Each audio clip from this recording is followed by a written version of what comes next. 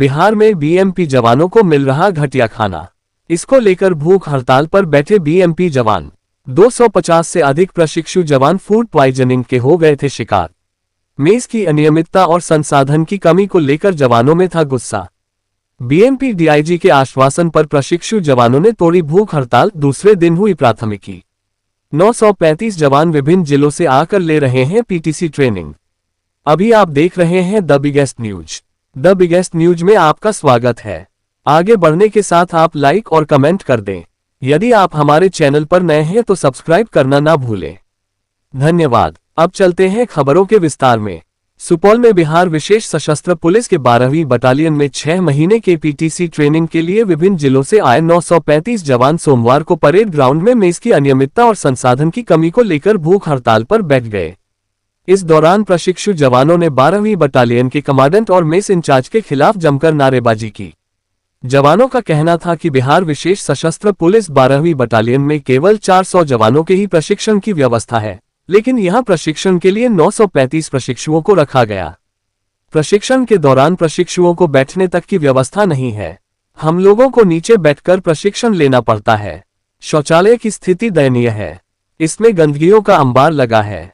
किसी शौचालय का दरवाजा टूटा है तो किसी की टंकी भरी हुई है। जंगली इलाके होने के कारण सांप और बिच्छू का डर बना रहता है। कहा कि शुद्ध पेयजल तक की व्यवस्था नहीं है। पिछले साल शुद्ध पानी नहीं होने और गंदगी की वजह से लगभग 200 जवान टाइफाइड के शिकार हो गए थे। मेस एसोसिएशन के प्रदेश अध्यक्ष उम्मीदवार डॉक्टर अमिताभ बच्चन ने कहा कि प्रशिक्षु जवान रविवार की सुबह पूरी, छोला और जलेबी नाश्ता किया। इसके बाद एक जवान की थाली में सल्फास की पोटली मिली। इसके बाद सभी जवानों ने नाश्ता छोड़ दिया। ये पूरा वाकया धीरे धीरे जंगल की आग की तरह जवानों के बीच चर्चा होने लगी। कुछ जवानों को पेट दर्द, छाती दर्द, कंठ में जलन और उल्टी होने लगी।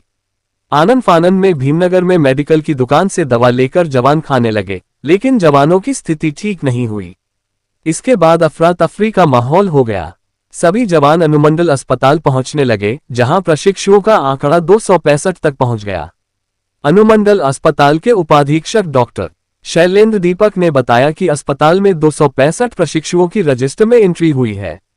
जगह के अभाव में जिनकी तबीयत ठीक होती गई उन्हें डिस्चार्ज किया जाने लगा। वैसे कई जवानों को नॉर्मल जांच ही किया गया। उधर भूख हड़ताल पर बैठे प्रशिक्षुओं का कहना था कि रविवार की सुबह के बाद खाना नहीं बना है। हम लोग पूरी तरह हड़ताल पर हैं। जब तक कोई वरीय पदाधिकारी इस मामले में पहल नहीं करते हैं तब तक हम लोगों की हड़ताल जारी रहेगी। सूचना पर पहुंचे बीएसएफ 12वीं बटालियन के डीआईजी शफीउल हक ने भूख हड़ताल पर बैठे प्रशिक्षु जवानों से बातचीत की। सभी ने रविवार की घटना एवं बुनियादी सुविधाओं को लेकर डीआईजी को अवगत कराया। डीआईजी ने बुनियादी सुविधाओं को सुदृढ़ करने की बात कही। इसके बाद प्रशिक्षु जवानों ने भूख हड़ताल खत्म किया। डीआईजी शफीउल हक ने कहा कि हमने खुद से जांच शुरू कर दी है। सभी बैरक का निरीक्षण किया गया है।